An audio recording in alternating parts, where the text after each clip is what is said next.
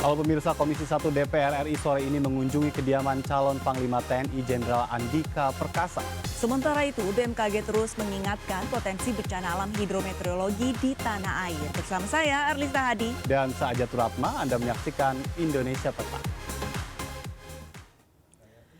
Puluhan rumah warga di bantaran Kali Ciliwung, Kebonpala, Jatinegara, Jakarta Timur Minggu pagi terendam banjir hingga 1 meter. Banjir kiriman kembali melanda pemukiman warga di kawasan Kebonpala, Jatinegara, Jakarta Timur. Banjir dengan ketinggian bervariasi mulai dari 50 hingga 100 cm merupakan banjir kiriman dari kawasan hulu Sungai Ciliwung, Bogor, Jawa Barat. Banjir yang datang secara tiba-tiba membuat warga kerepotan. Banyak benda milik warga yang tidak bisa diamankan. Warga berharap Pemprov DKI Jakarta segera menormalisasi Kali Ciliwung agar banjir tidak terus-menerus terjadi.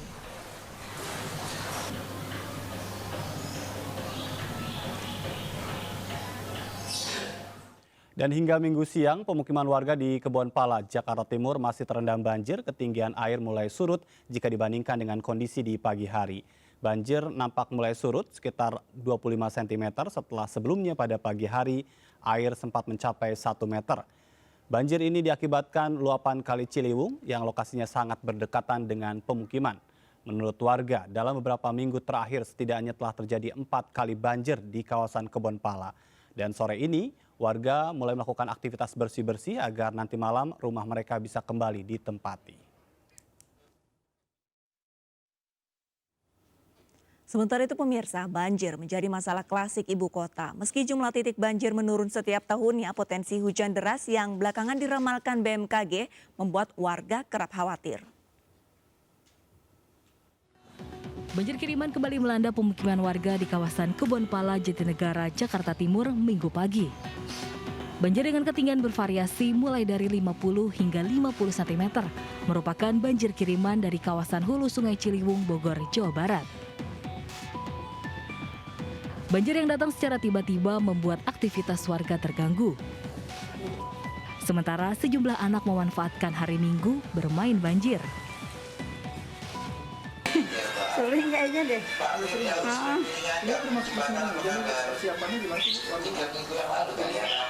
Ya kita mau siap-siapnya aja biasa banjir jadi nggak kaget lagi. Warga berharap Pemprov DKI Jakarta segera menormalisasikan Kali Ciliwung. Dari Jakarta, Rio Manik melaporkan.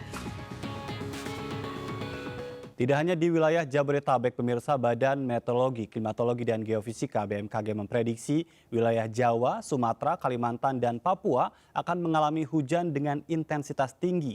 BMKG juga memperingatkan potensi bencana alam hidrometeorologi akibat hujan intensitas tinggi. BMKG memperkirakan hujan intensitas tinggi akan terjadi nyaris merata di seluruh wilayah Indonesia dalam 3 hari mendatang mulai hari ini, 7 November. Namun kategori cuaca ekstrim dengan curah hujan 150 mm masih kecil kemungkinan terjadi. Wilayah DKI Jakarta, hujan diperkirakan terjadi pada siang hingga malam hari dengan antisipasi hujan disertai kilat dan angin kencang. BMKG pun memberikan peringatan dengan level siaga atas potensi bencana hidrometeorologi untuk wilayah Sumatera Selatan, Lampung, Banten, DKI Jakarta, Jawa Barat, dan Jawa Tengah.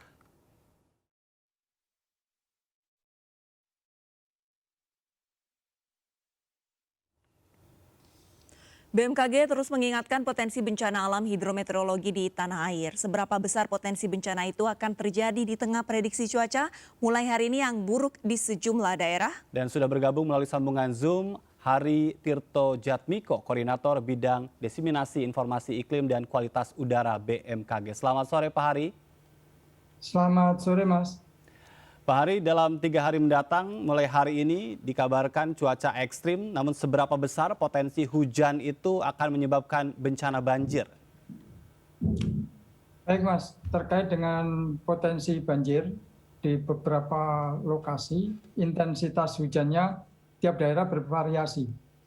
Yang jelas, yang perlu diketahui oleh masyarakat, manakala hujan intensitas lebat yang lebih dari 3 jam, itu tidak ada hentinya, maka di daerah tersebut akan berpotensi terjadi genangan maupun banjir gitu. Seperti itu, Mas. Lantas Pak Hari, wilayah-wilayah mana saja nih yang dianggap harus mempersiapkan antisipasi dini? Untuk wilayah-wilayahnya yang perlu diketahui oleh masyarakat bahwa di seluruh wilayah Indonesia ada kategori daerah perakiraan banjir kami yang di dasarian 1 ini atau 10 harian pertama ini atau awal bulan November ini menunjukkan kategori menengah dan tinggi. Dan di sejumlah daerah terutama di wilayah Sumatera, terus Jawa, terus beberapa tempat di Kalimantan itu menunjukkan intensitas menengah juga. Dan itu sudah kami publish di awal November ini atau akhir Oktober itu.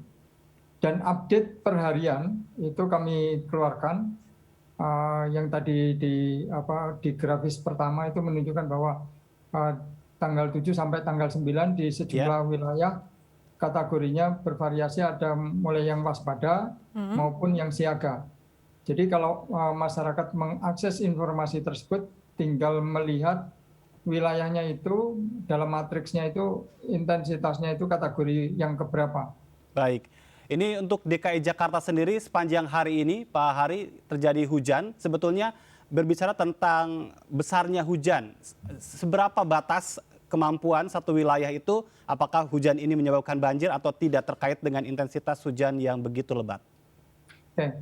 Kalau kita bicara kemampuan intensitas hujannya, jadi kalau kita konsentrasi di wilayah Jabodetabek, maka intensitas lebat itu di atas 50 mm per jam. Kalau itu terjadi dalam hitungan jam, maka itu sangat lebat bahkan ekstrim. Dan sehingga, itu yang menyebabkan banjir begitu? Ya, bisa berdampak seperti itu. Dan kalau ini terjadi 3 hari hujannya berturut-turut dengan intensitas sedang lebat bahkan sangat lebat, tidak menutup kemungkinan yang tadinya genangan bisa mendapatkan tambahan lagi dari aliran sungai sehingga banjir di beberapa wilayah seperti itu. Baik, untuk 3 hari ke depan apakah untuk wilayah Jabodetabek bagaimana frekuensinya? Apakah memenuhi tadi angka 50 mm atau di bawahnya? Jadi kalau berdasarkan prediksi kami yang kami keluarkan untuk wilayah Jabodetabek sendiri, itu kisarannya atau lebih didominasi intensitas hujan yang lebat, jadi sedang hingga lebat, terutama di pergerakannya untuk besok itu dari barat, terus nanti untuk lusa itu dari selatan, jadi distribusinya akan berbeda tiap hari. Secara umum 1 hingga 3 hari ke depan relatif di mulai tanggal 7 tadi sudah di grafis pertama, 7, 8, 9 itu sudah menjadi peringatan dini yang kami keluarkan seperti itu. Baik, Pak Hari tadi sempat menyatakan bahwa dari tanggal 7 sampai 9 November ini diprediksi hujan lebat akan ada di Jawa, Sumatera, Papua, dan Kalimantan, kurang lebih seperti itu. Lantas untuk komunikasi dari BMKG sendiri untuk memetakan potensi bencana ke daerah-daerah seperti apa komunikasinya, Pak? Baik, komunikasinya melalui seluruh kanal yang ada. Jadi kita sudah membentuk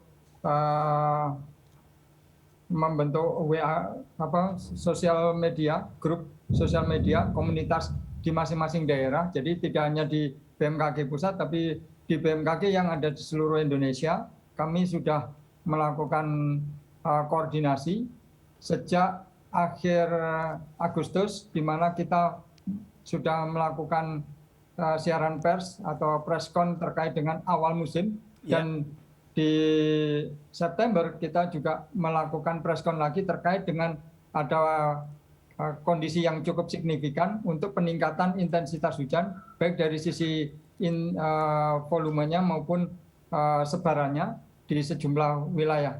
Jadi koordinasi itu yang dilakukan ke stakeholder.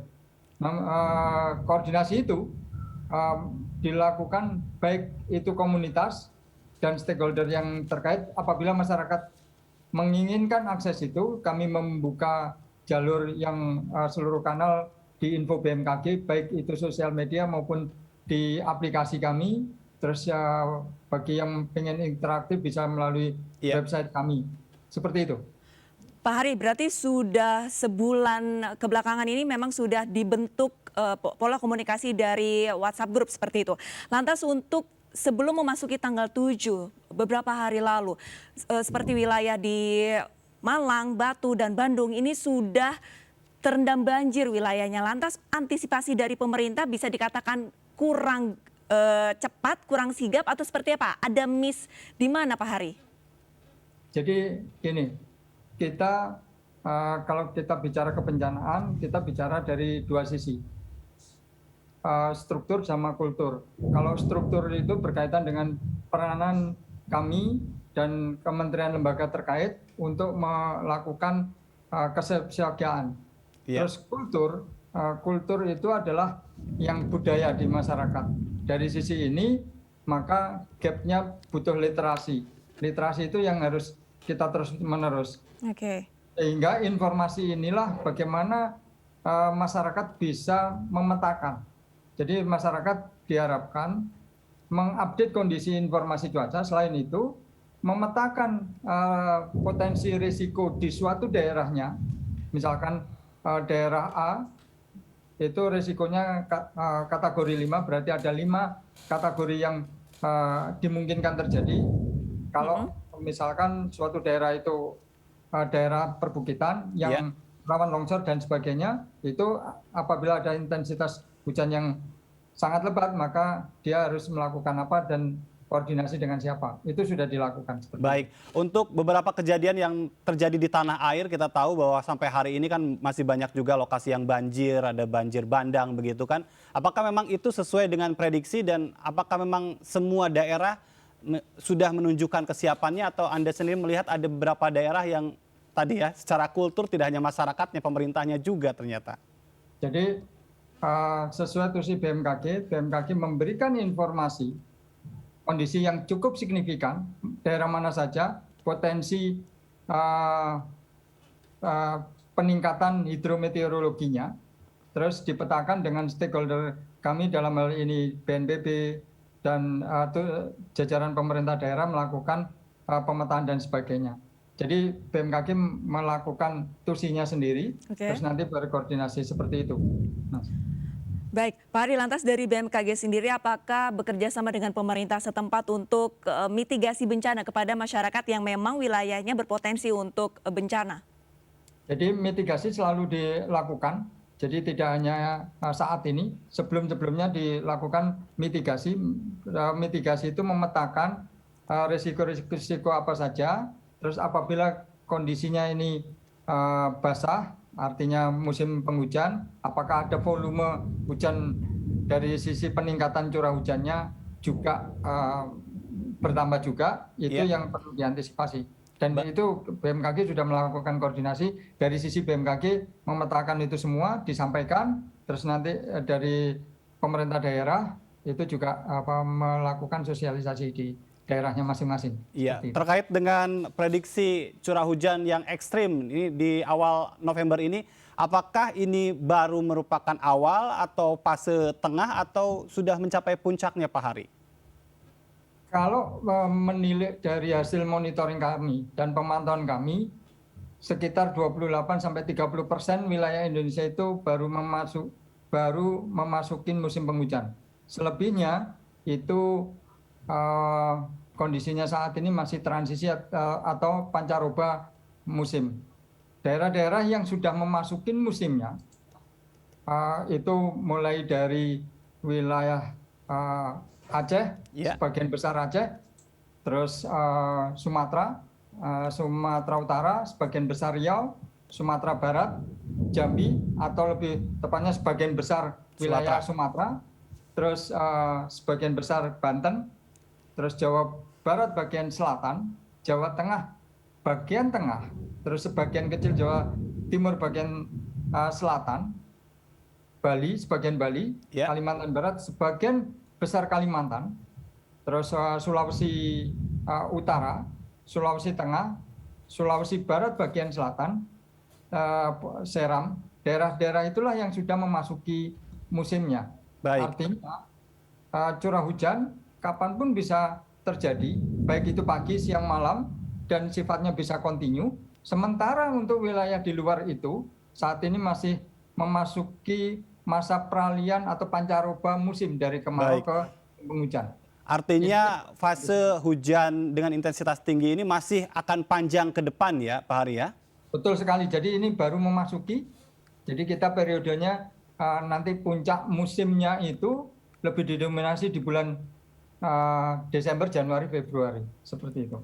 Baik, terima kasih banyak Pak Hari Tirto Jatmiko, Koordinator Bidang Diseminasi Informasi Iklim dan Kualitas Udara BMKG sudah bergabung bersama kami. Dan pemirsa, kita berlanjut ke informasi berikutnya. Sejumlah rumah warga rusak setelah diterjang banjir bandang di Desa Cikande, Kabupaten Bandung Barat. Banjir juga mengakibatkan akses jalan tertutup, endapan lumpur.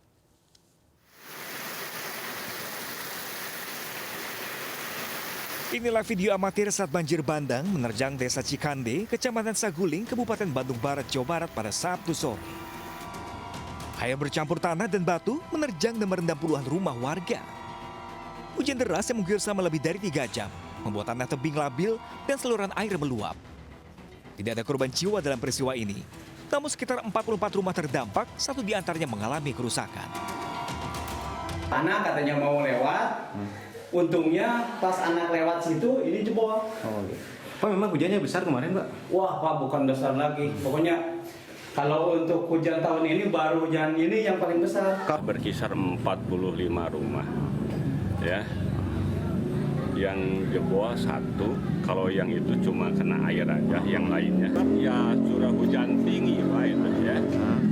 Karena memang baru sih, baru pertama kali ini gitu ya. Hingga kini, warga dan petugas BPBD Bandung Barat masih melakukan pembersihan material lumpur di rumah warga dan akses jalan dengan alat seadanya sembari menunggu alat berat. Dari Kabupaten Bandung Barat, Jawa Barat, Yuwono Wahyu, iNews melaporkan. Pemirsa, kami akan segera kembali dengan informasi menarik lainnya, tetaplah di MNC News.